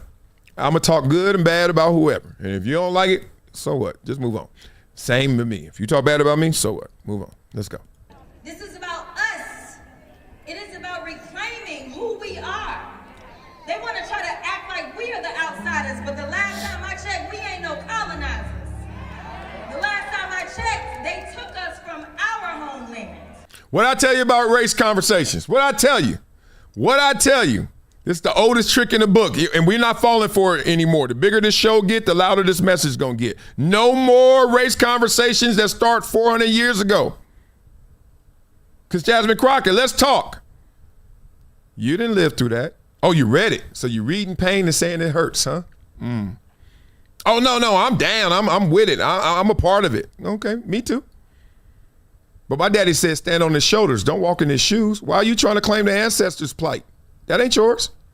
And what I hear from people, and I've done a little research, it certainly ain't yours. You growing up like my kids. And I wish my son would come in here with his Xbox playing ass in the car, talking about, well, you got a switch, and it ain't from a tree.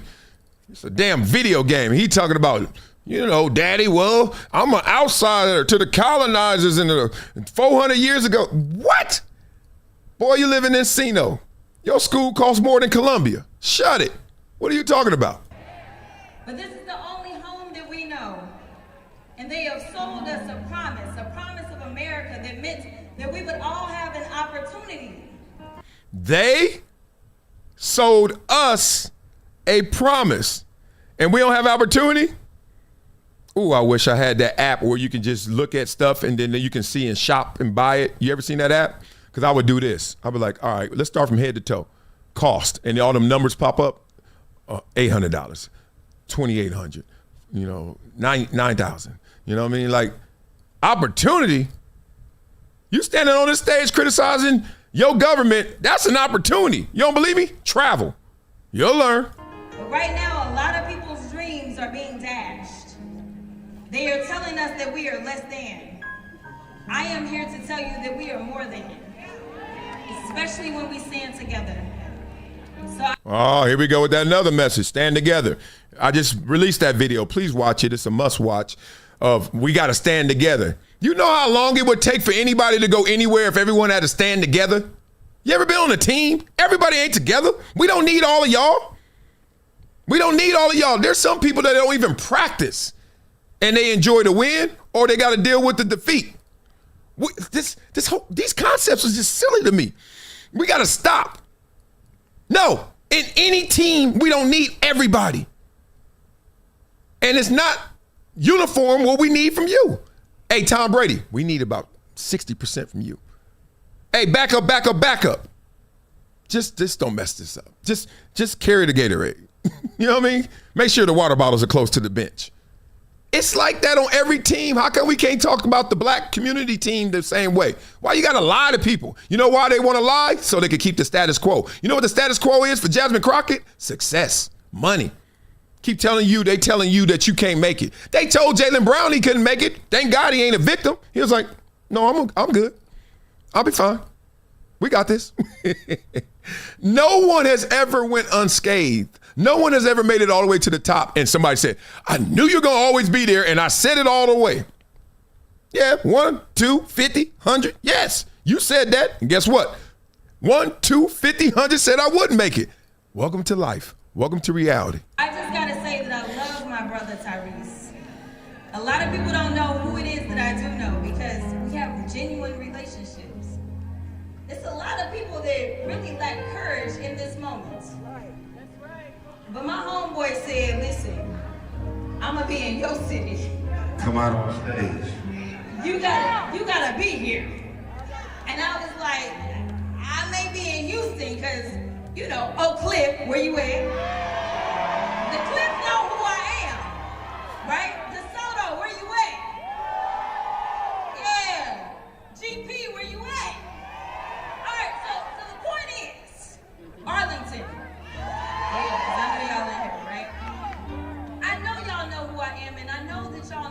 About this life. Man, she on code, man. Look at here. First of all, shout out to Tyrese. I do know Tyrese. Known him for a long time. Haven't seen him in forever, but do know him and know people he works with really good, really well. Shout out to the Vincents, all them. All right. We got to stop getting played like this, yo. It's stereotypical, so I don't even want to get too mad at it. But why, when you want to show that you with the people, think about it. You with the people, so you with the crowd. You said we need to stand together. That means everybody in that crowd, right? You want the whole black community to stand with you. I'm with you, all right? Even though I disagree with that because you ain't getting nowhere if you wait for everybody to stand up. Some people don't even want to get up. But the point is you want to talk to all. But then have you noticed they always want to point out the hood spots. They want to point out anything that makes them sound down. Not up, down. So I used to live in Dallas. I used to live in Texas. Where the shout out to Plano? Oh, that's where the money at. We ain't gonna talk about the black people with the money. Why not? They the ones with the money, probably the power. What happened to the all? What happened? I thought we standing together. You notice that? They come to LA. Shout out to Compton. Shout out to Inglewood, Watts. Anybody? Encino? Beverly Hills? Anybody? Calabasas? Oh, no. Like literally discarding of your successful, discarding of the ones who have made it that can have even greater influence and power. Now, you'll take their checks privately, but publicly give all the credit and respect and all the people you want to connect with and connect to, you shout them out. Ooh, dirty game they play.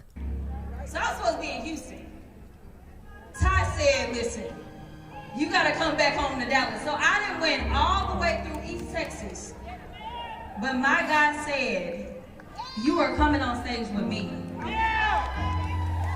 I see a lot of women up front. How many of y'all got your bestie with you? Right? Let me tell you, I love this man. I know y'all do, because y'all right up front. Y'all doing the most. I know y'all do. They're not doing the most, that's love. Yeah, drop that mic. Sometimes drop the mic is not a positive. Just drop the mic. Stop talking that. Look, I just want a world of truth. And if you don't like it, I don't know what to do with you. But you just lying to the people, lying to individuals. The pander is so excessive. And I think it's going to take me or someone like me or someone with me that is from that place. Now, she's not even from that place, they say. So that has to come from the ashes, the remains, and show you the gains to influence your brains. Because right now, y'all getting programmed. If this is our leadership, running that whole, first she went 400 years, then she said, I need all y'all to do it together so then she can have herself a backup plan, an alibi, and she can have herself a way out by saying, the reason this ain't working because all y'all ain't standing together. Oh, this infighting. If y'all just come together in peace, it will work. No, it won't. Because the way it works is just go. Like a dog. He ain't got to stretch. He see food. You got to be a dog about life. You got to compete. You want to get to the top. Ain't no time to stretch. You better be on your hustle from hello to goodbye. Oh, everybody ain't got it like that. Well, everybody ain't going to make it. That's the point. So stop saying we all got to stand together. I got to stand with somebody who don't think he going to make it. Because if you can or you can't, either way, you're right. Depending on how you thinking. And oh, no, it's from where he from. Fool, I'm from there too. How did I make it? Well, you're not thinking. And I didn't say my make it is your make it. Your make it could be bigger than mine. I know people from Compton that are way more successful than me. From Watts. Come on now. John Bryan got me.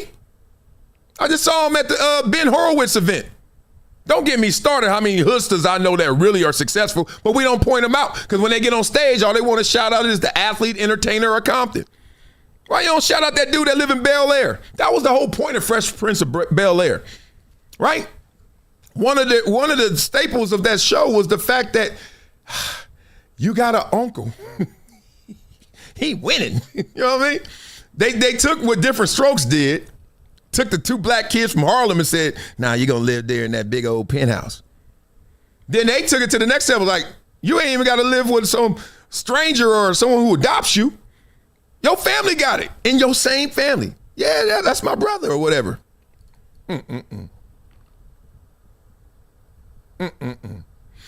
This is, man, look, I love you, but I ain't waiting on you, dog. I got one life.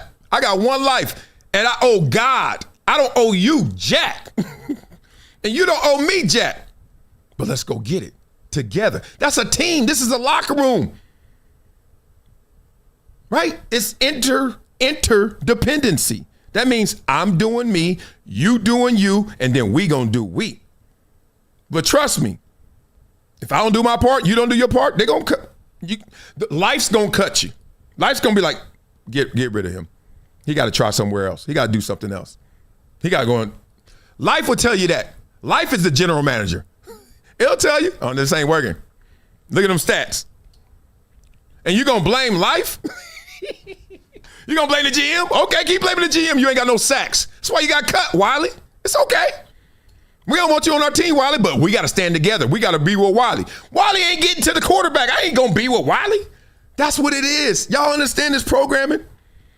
They putting themselves in bunkering positions where all of a sudden, if it doesn't work, it's because you ain't did your part.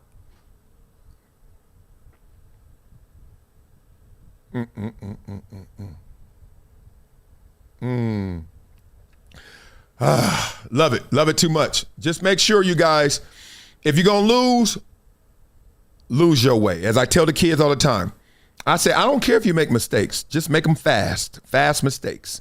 That means give all of you to whatever you're into, even if it doesn't work. Okay? But it's not this whole group collectivism reliance. Because if you're waiting on the group, you waiting. You shouldn't be waiting. The dog is not waiting. He is hunting. You need to be hunting. While you're out there in the wilderness hunting, you need to see people with like character. Right? It's the same people who are trying to hunt with you. You need to then grab collaboration, have a collaborative effort of those who have like mindsets, not like complexions. You're going to be always in the woods lost if you keep saying, oh, that's my ally. No, he ain't. Y'all got two different ammunitions. Y'all not looking for the same thing. And it's okay. You can break those chains. Okay? Man, I thought slavery ended. You can hear the chains from people still. No. We all in this together. If we are, then can I come over? Take me in then. Let's go. You love to come over here and say how down you are. Well, let me go over there and say how up I am. Oops, quiet. Quiet on the set. I like that better.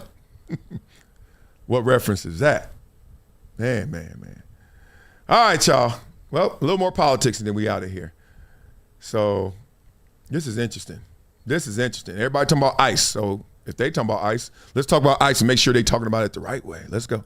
It's wild how short people's memories are. Under Obama administration, 56 people died under ICE custody. 56. And that's not a conspiracy. That's public record. According to the ACLU, under Obama, under ICE, failures of medical care, ICE malpractice. The list is long as to why and how these deaths occurred. And somehow, no mass riots. Obama deported over 3 million people. Let's not forget that, people. I say that in so many of my videos. Millions. And a lot of them were fast removals. No real hearing, no judge, no full due process. And here's the part liberals don't like to bring up. Tom Homan? Yeah, that Tom Homan? He was running enforcement under Obama. And during that time, he was given an award back in 2015 for his work with ICE. Even Democratic states allowed ICE to do their job under Obama. Here's my thing. If you're going to be mad, be consistently mad. Liberals were not mad when ICE was doing their job. All 8 years with Obama, they weren't mad in the streets. Now, I'm not saying that deaths don't matter. They always do. I'm saying the outrage only appears when it's politically convenient, aka selective outrage. Blah, blah, blah. Sometimes you don't need to add anything because they just did it. Selective outrage. You could use selective and then just go wherever you want. And that's what I'm really on a discovery to find. It's like, not the source of this, because I kind of know what the source of it is. Because if you grow up with anybody that didn't make it, you quickly realize what's wrong with this world. Everybody's not going to make it. And then you start to hear, if you know them, and I know a lot of people that didn't live out their dreams. Like, they were my boys still. I ain't going to discard you because you didn't make it. At the same time, you ain't going to be able to just bring me all the way down or take from me or leech on me and none of that. No, I got you when I got you. I try to employ as many of my friends in as many of independent contractor situations as I can. I got one boy that wants to cook. I got one boy that wants to clean. I got one boy that can hook up the car. Look, as long as you do your part, I'll do my part. If you do a good job, I got you. And the tip going to be crazy. That's how I look at it now. I know. At the same time, we talk for real. This ain't for microphones. We talk for real. And I'm like, dog, you do know why this didn't work out, right? Not meaning you can't work out. Fix it. Find it. Do something else. You got more passions. You got more skills than one. But at the same time, why that one didn't work out? Let's be real, dog. We know your commitment level wasn't there. It starts with your commitment. It starts with your effort. Nobody makes anything work without giving it their all. I give you this, and I'm going to close it on the politics with this. Our special teams coach in Buffalo, rest in peace, Bruce DeHaven, in short said this: I need all of you guys to give me 100%. Now, if you give me 100%, I will not guarantee you'll ever block a kick. However, if you don't give me 100%, I will guarantee you'll never block a kick. Let that sink in. You got to be all in, y'all, even if it's not a guarantee for success. And that's what stops most people. The number one thing that stops most people is they got to give their all with no guarantees. They get shook. I ain't about to do all that. Okay, don't do it. Then it doesn't work. Oh, man, they ain't even look for me. They ain't even trip on me. They ain't even give me a chance. I'm a coach. I can smell commitment. It starts with the kids. I can smell commitment. Oh, he late. It ain't his fault. This is mama and daddy fault. So that means he ain't going to get, whatever I give this kid, it ain't going to get reinforced. You're already double duty. Because your mama and daddy don't think enough of this where they going to bring you here on time. But I'm not judging you yet because traffic happens in LA, especially everywhere. Right? 405, 101, 118, I get it. But I'm watching. Next time you come late again, but you're a little closer to the start time. Now I know this ain't it. Your family dynamic ain't it. It's okay. We still gonna work together. You still on this squad. Let's go. Then you come, and now all of a sudden you ain't locked in. Hey, bro, I said, you see this? I call my plays with colors because they're kids, right? Red, green, blue. I say all I do, I have the play already designed. It look like this. You're blue. You're green. You're red. And it got a big-ass arrow in a line. Do that. That's it. You can't do that? Oh, whoa. You know what I need? I need someone to keep me warm on the sideline. We got to talk. No. You don't need to be out there. Then all of a sudden, the mama and daddy who ain't committed, who ain't brought this boy on time yet, all of a sudden going to say, excuse me, can we talk after the practice? We can talk right now. Oh, okay. I just wanted to know. You want to know why why he's not getting it ball? Why he's not playing as much? Why he not this? You want to know? This is when I know I'm about to cut you. I always say this. Do you really want the answer? Yeah, of course. And no one has ever denied it. Oh, yeah, of course. And I'll say this. Well, it starts with commitment. And let's just say he doesn't get here on time and he doesn't drive. So what are you saying? I'm saying you got to get here on time, first of all. It's a bad message sent to the rest of this team that it doesn't matter when we start. You want to continue? I can. So my boys and I, we had those real conversations. This is why it ain't working out. You know why it ain't working out? Because you never started. You had a hope. You didn't have no dream. You didn't try to make it reality. You had a hope. Speaking of dreams and reality, can't say I don't hope. No, let me stop. This is crazy. This caught me off. But it ain't nothing I ain't seen before. So he showed up in a rented yacht. He rented a yacht for the day. Flashed fake gold chains, told her he's a 90-year-old billionaire. Hook up wild all night. They got it in. Little man said it still rises. Morning after, he told her I'm flat broke and I drive a yellow cab for a living. But last night was the best ride I ever had.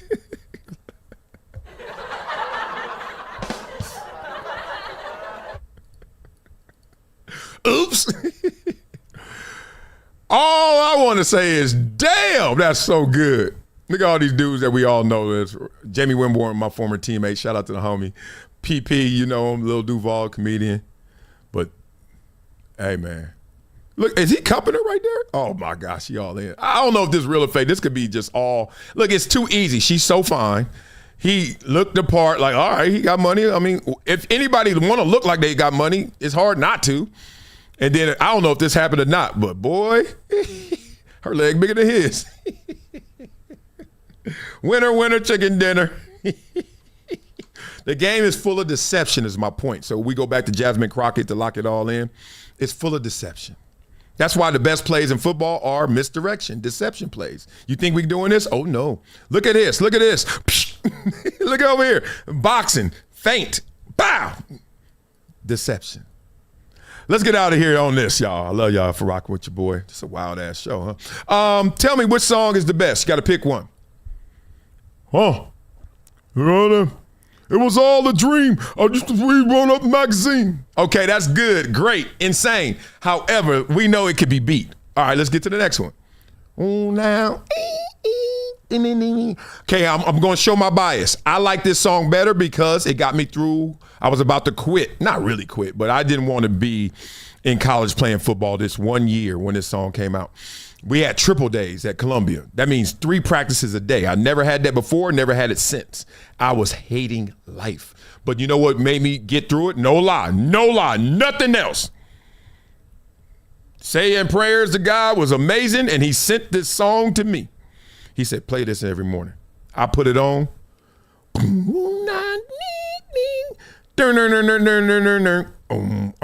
then I would feel better. That was the only thing got me through. I don't know why somebody can't spell Nate Dogg, rest in peace, but go ahead.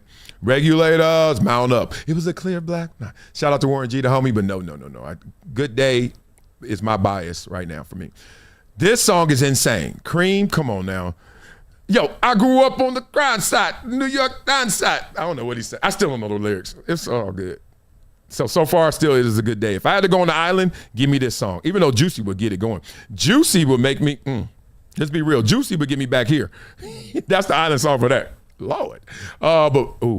Shook Ones.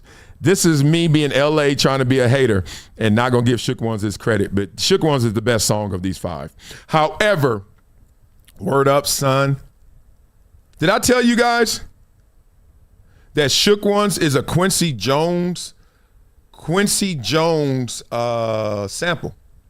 I was at the event, paid in full, and they played a Quincy Jones song, and it was like, and it was Shook One. I was like, Quincy Jones made Shook Ones? Yes. Real spit. Real spit. Oh, crazy. Love for you guys. I ain't reading these comments because I know y'all crazy. Nope. We did enough politics. Love y'all. Have fun. Peace. It's been a decade plus that I knew that this day was going to come. Oh, this is not hyperbole here. Because I think the